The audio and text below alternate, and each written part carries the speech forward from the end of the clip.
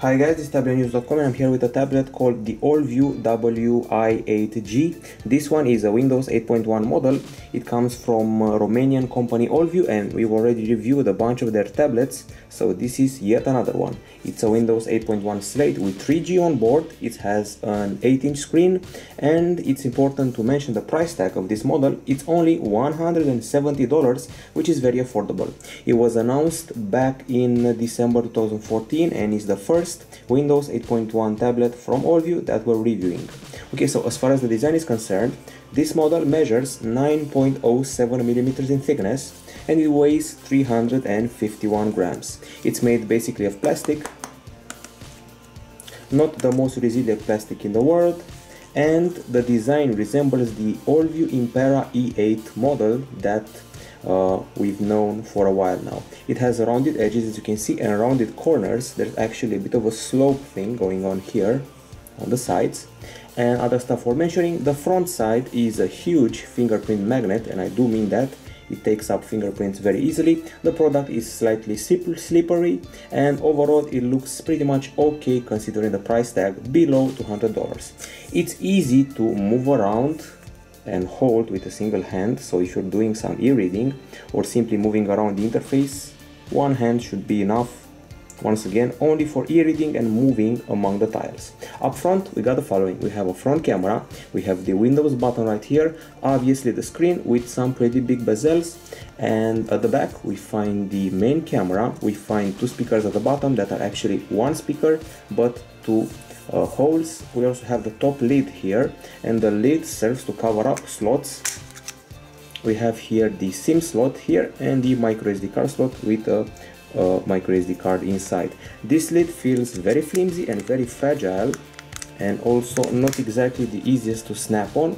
Okay, we proceed further. At the top of the tablet we find the audio jack, micro USB port and a microphone, plus a little hole used to remove the lid.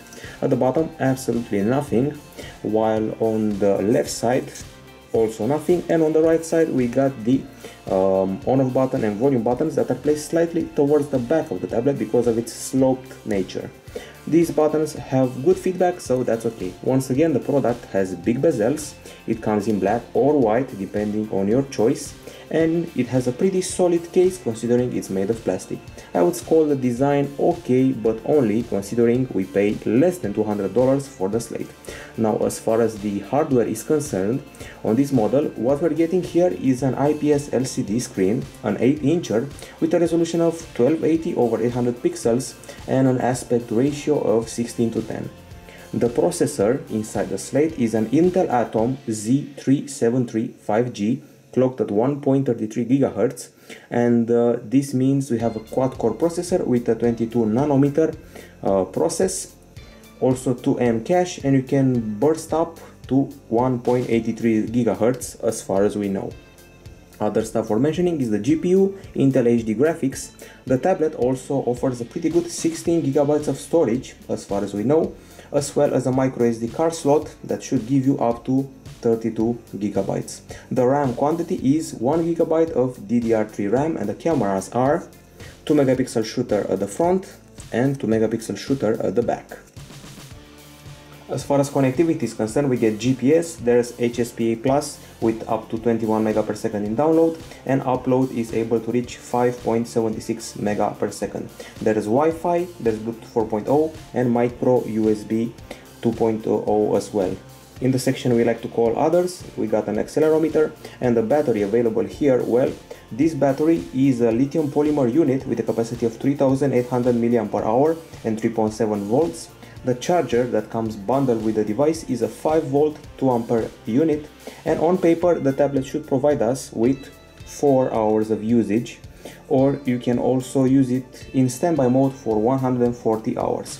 In our test that involves HD video playback in a loop with Wi-Fi on and brightness of 50%, we achieved an incredible 7 hours and 20 minutes of HD video, which is very good, especially since the maker of the device said we could only reach about 4 hours. Once again, 7 hours and 20 minutes, and the charging will take 2 hours and a half, which is also pretty much okay. Now, as far as the settings for the battery are concerned, we don't have too many settings for that, and let's see what we got here. In the touch area, we should have something for the battery, PC and devices, lock screen, display, autoplay, disk space. Here you can tweak the resolution, device, typing, corners, powers and sleep. This is it. You can only tweak the sleep mode, so on battery power turn off after 5 minutes, or when plugged in turn off after a series of options that you can select. So that's all the selection you have when it comes to battery options in touch mode. In desktop mode things are more varied, but you can also tap the screen in an area where you don't exactly interact with it as much as you would. So you have battery life here, you have an option called more power options, and we got the balanced mode. We have a special plan settings, put the computer to sleep in a certain amount of time, adjust the appliance brightness, changed advanced power settings, use a password, desktop background settings, power button and lid, display, battery, so a ton more settings. But once again, if you're using the desktop mode, you probably require a stylus because big fingers don't cut it. So you have basically two power saving modes, the touch one and the desktop one. Overall, good battery, surprising battery compared to what the company behind the device promised us. As far as the acoustics are concerned, we got Xbox Music and we got some tunes here that we're going to listen to right now, provided we can actually use the double tap thing to access them. Okay, so let's enter this tune. It's called Festival, and let's listen to it. That's the maximum volume.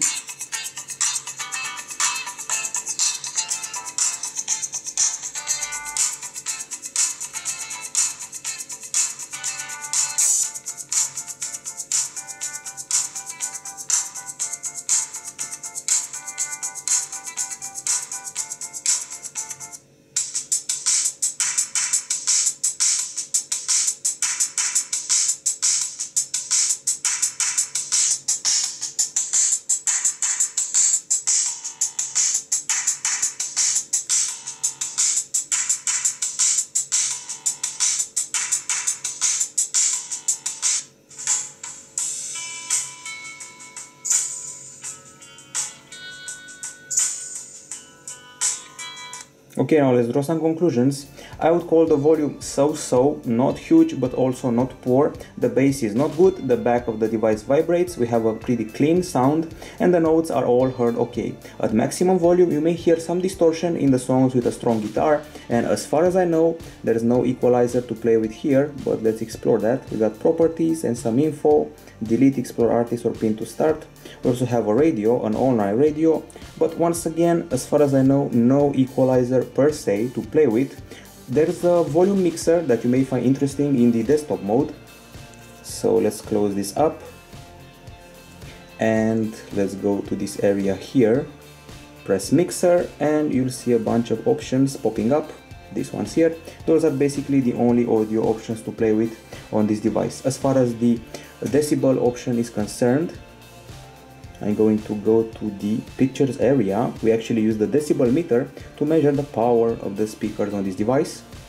So here we are, this is the decibel meter. At the front of the device we achieved an underwhelming 62.8 decibels, that's at the front, and that's because the back is muffling the sound. And now let's see how much we achieved at the back. 80.9 decibels. If you come to think about it, it's not very bad. Imagine that the Xiaomi Mi Pad tablet, a pretty famous tablet, achieves 84 decibels, so when we achieve 80, that's actually pretty decent.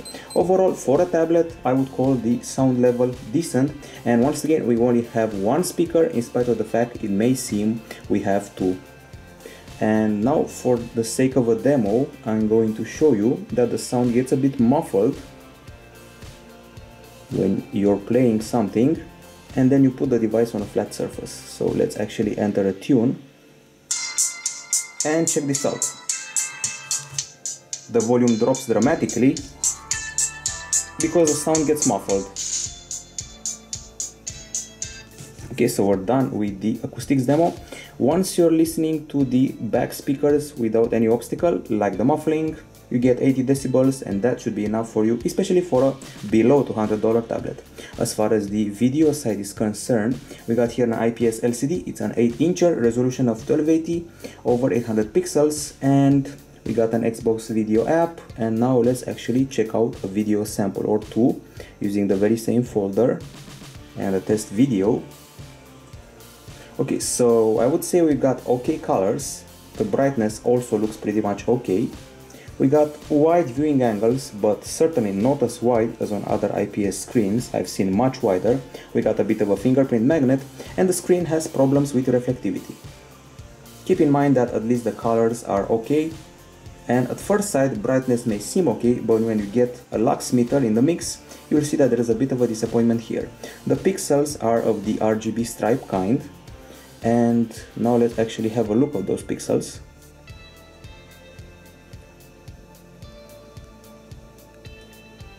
Here we go, that's the picture of the pixels. These are the pixels of the screen under the microscope, RGB stripe, nothing fancy, but we also use the lux meter to be seriously underwhelmed. We achieved 162 lux units, which is very low, maybe the lowest ever on a tablet we've tested, and we feel totally underwhelmed here. And once again, high reflectivity may prove to be a problem for some people. As far as the settings are concerned, let's see what's happening here. So first let's go to settings, change PC settings, display. We got here the resolution to tweak and more options, plus connect to a wireless display. Then you go to the desktop mode and you'll get more ample options. We got screen resolution, we got personalize. Here you can tweak the visuals, and you can change the background. You can use a magnifier tool, change title bars, change text size, calibrate colors, adjust resolution or brightness. I wouldn't recommend you get into this area because you may mess up your display, so just don't touch it. So overall the screen is a bit underwhelming, especially because of the brightness, but at least the colors are okay. In real life the brightness seems a bit higher than the one measured by the lux meter, and also sometimes I feel the need for a stylus on these little elements on the 8-inch screen, but that's the problem of the desktop mode. Okay, so now let's check out the camera. We obviously have a camera here, two of them actually, 2 megapixel front, 2 megapixel back. I'm starting the back camera now, and let's check out this little castle here. Don't expect too much from it. It's a 2 megapixel shooter, it has no flash, and we accidentally open up something else. So here we go. We're in the camera interface right now. Let's actually take a shot.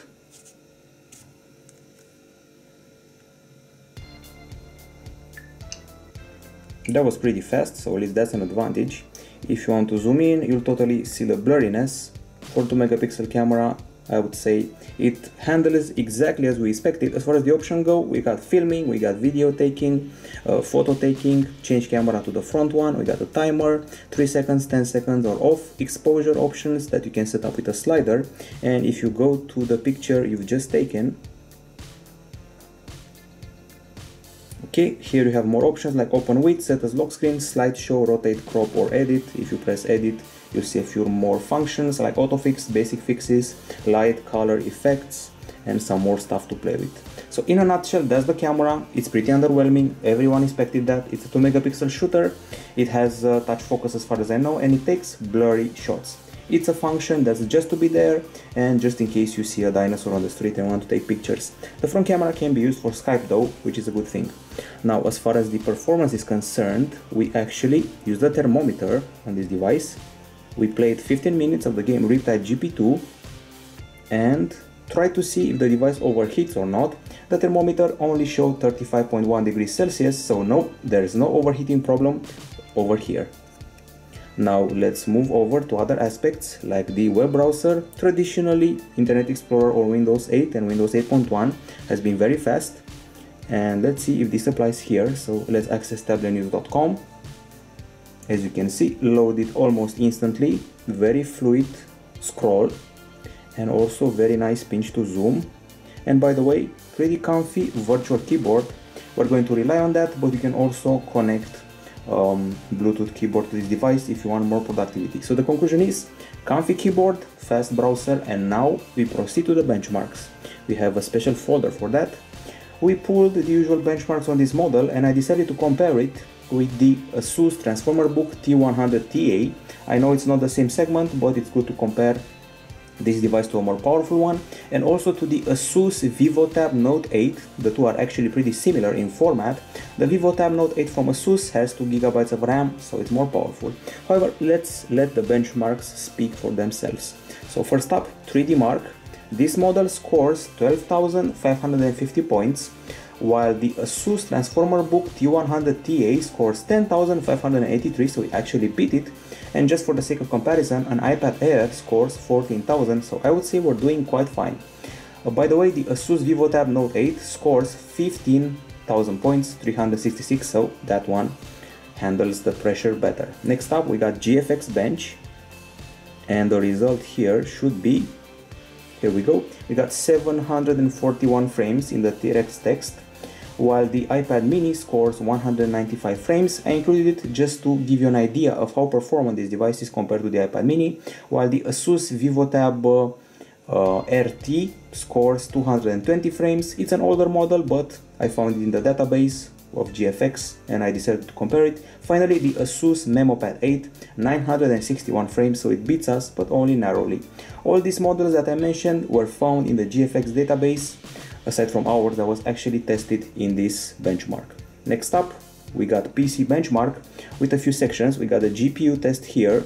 We got a score of 556 available here, while the ASUS VivoTab Note 8 scores in this area 634. As far as the RAM goes, in the RAM section we scored 386, while the ASUS VivoTab Note 8 695. In the CPU section we had 32.60 in the single thread, 111 in the multi-thread, while the VivoTab Note 8 had 35 and 132, so it kind of beat us. In the disk section we had a writing speed for the Wi8G of 51 MB per second and a read speed of 159. We beat the ASUS VivoTab Note 8 that had 43 and 114, so at least we beat it in the disk test section. Okay, this is the disk test. As I said, let's go back a bit if possible. That's it, 51 MB per second, and next up we get 159 MB per second, and we beat the ASUS VivoTab Note 8 that had 43 and 114. In the speed test we achieved via Wi-Fi 14 MB per second in download, 17 in upload, and a pretty big delay, while the ASUS VivoTab Note 8 had 17 MB per second in download but a poor upload of 2 MB per second and a huge delay time of 218 ms. Next up, there's something that's called relative benchmark, and the result is 1330, while the ASUS VivoTab Note 8 scored 1991 and the ASUS Transformer Book T100TA scored 2101 points, so they both beat us. Next up, this Allview tablet was subjected to the browser mark test. Here we go, we scored 991 points in browser mark, while the ASUS VivoTab Note 8 scored 2777 and the ASUS Transformer Book T100TA 2737, so they beat us by quite a margin. Meanwhile, in SamSpider, a very good score of 514, the lower the better.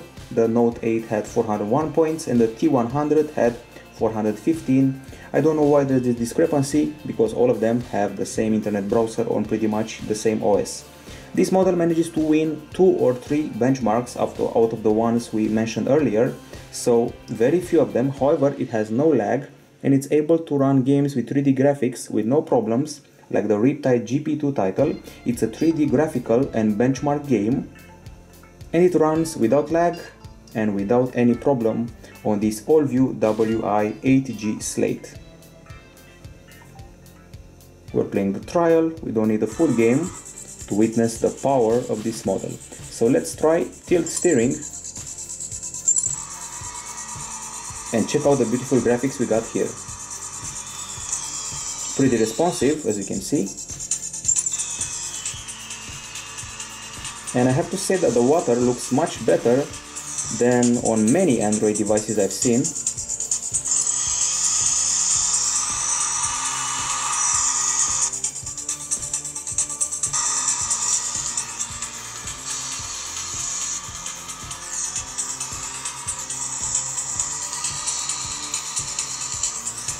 Now let's pull a jump.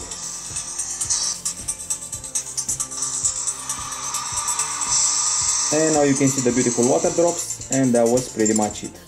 Okay, so the idea is the following. The game looks great on this 8-inch screen, it runs perfectly, no lag, so 3D graphics in games are not a problem for this 8-inch slate. Now I want to talk to you about software. Everybody knows Windows 8.1 by now. This model has the advantage of actually coming with Office 365 Personal bundled for 1 year. It's a subscription for 1 year bundled with the device. You don't pay anything. You also get 1 terabyte in the cloud, 1 terabyte of storage via OneDrive. And as usual, the options available here are to swipe gently to trigger the app list. If you're inside an application, you can close it down like this by swiping down. You can alternate between apps via swipes. I don't have menu open right now, so let's open up Internet Explorer.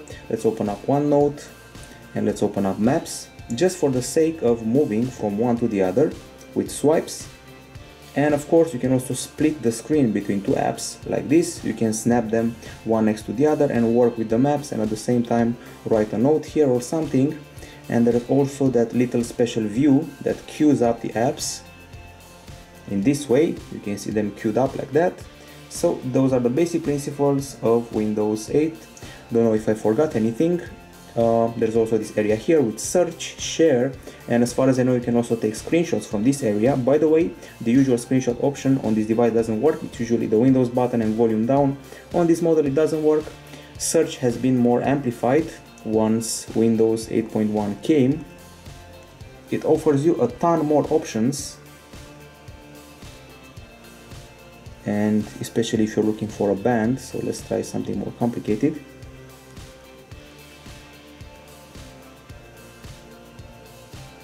That's what I meant. Much more ample options. That's what came with Windows 8.1. We also have the devices area here. If you connect to a printer or a mouse or stuff like that. Then comes the settings area with options for personalization, if you want that kind of things. Your Wi-Fi, screen notifications, keyboard, or general PC settings related to lock screen, where you can also place a camera shortcut, Bluetooth devices, mouse and touchpad if that's the case, typing with suggestions and stuff, corners and edges, powers and sleep, autoplay, and disk space. That is actually a bit of a problem on this device. So we're supposed to get 16 gigabytes of storage, we only get about 9, and suddenly we ran out of space. And we only installed a few benchmarks, 2 or 3 games, and Office, and suddenly we had 200 megabytes left. So space may be a problem on this model. That's why I recommend you use a microSD card on this device. Let's see what else we got here. We obviously have the Charms bar.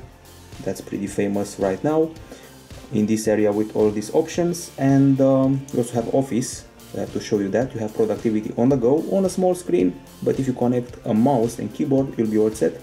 So let's try to access Word. It skips straight to desktop mode.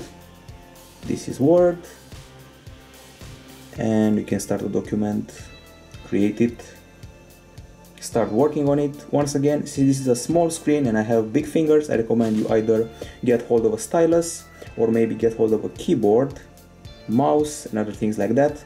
These are the options you can play with. We obviously also have Excel and PowerPoint. It's very nice to have those apps on such a small tablet, but you may feel the need to connect a keyboard or mouse eventually. So that's Excel. So you get the idea what productivity means on the device. You can also set it up with this. It's bundled with the device. It's a USB OTG cable. You can connect it like this. And then you can connect a USB drive, a flash drive I mean, a mouse, keyboard, or any accessory one can imagine, including, if I'm not mistaken, a joystick. So you can play games using a joystick, even Riptide GP2. So you saw Office, you saw the USB OTG cable that's bundled with the device, and I recommend you connect the keyboard if you want to do productivity. Also, the desktop mode means that you're able to install exe applications, x86 applications on this device, not only the Metro ones. Once again, few space to play with, and if you swipe down, you can close the apps, you can snap apps next to each other. And an important thing that I forgot to mention, if you're inside an app and you swipe up, you'll trigger some of its options. Doesn't apply to all the apps, it applies to most of them. So if you're in the Xbox area, for example, swiping up should trigger, in this case nothing, in other cases it triggers some options. For example here, if you swipe up, you get a few more options. Now we're in that section of the review where we check out the pre-installed apps. In this case, luckily, the tablet is free of bloatware. We only get the basic apps. We got alarms, we got calculator, we got calendar. Okay, proceeding further, we got camera, we got desktop, documents, food and drink. Most of these apps that you can find interesting are provided by Bing. They're about health and fitness, traveling, weather, food and drinking, sports, news, etc. This one takes a while to load.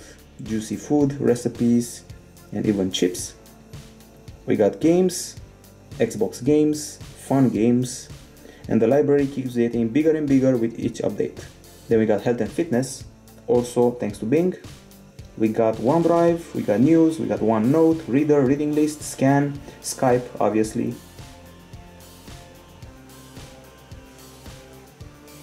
Diets, everybody keeps diets in January. Internet Explorer, Mail, Maps is also here, powered by Bing. Add a pin, my location, favorites, everything is included here. Then we got money, music, news,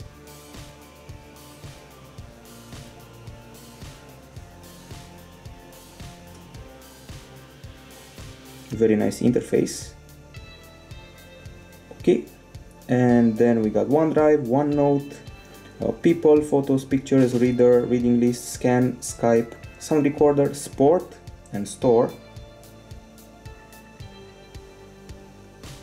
A few interesting apps here as well. As I said, we also have an app called Sport. I would have called it Sports, but that's just me. Also provided by Bing or MSN. As far as I know, they're pretty much the same thing. Okay, next up, let's see what else we got here. We got travel, video, weather, and then comes the productivity section. This is travel, by the way. We got a steps recorder, we got paint, notepad.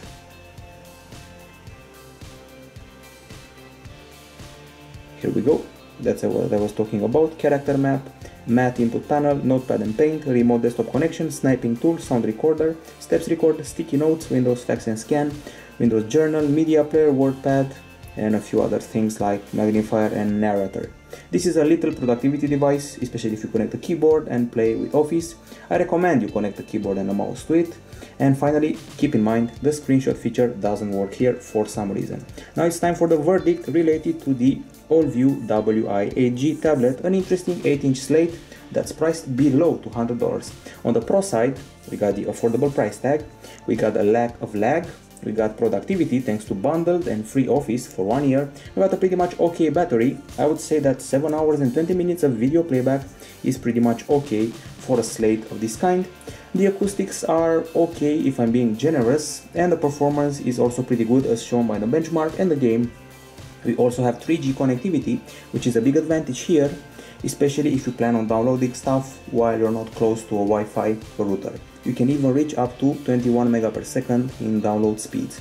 On the con side, obviously the screen, which suffers from reflectivity, it's a fingerprint magnet and it has pretty low brightness. The slate is made of a pretty fragile plastic, so you better take care of it. That's also on the con side, and those are the only two cons. The plastic of the case and the weak screen. Other than that, it's a pretty solid buy. I'm going to give this design, that's rather thick, an 8.5 out of 10. The hardware gets an 8.9 out of 10, the grade would have been higher, but the screen is not exactly top notch, and the speakers, or better said speaker, isn't the best in its range, so 8.9 for hardware. And finally, operating system and user interface gets a 9 out of 10. The final grade for the Allview Wi8G is 8.8 out of 10 here at Tablet-News.com. It's a pretty solid tablet for $170. It's a student's tablet. If you want to watch movies, listen to music, play a game, and mess around with your Office files, it's a perfect device for you. Too bad for the screen, so the final grade is 8.8 out of 10. Bye bye.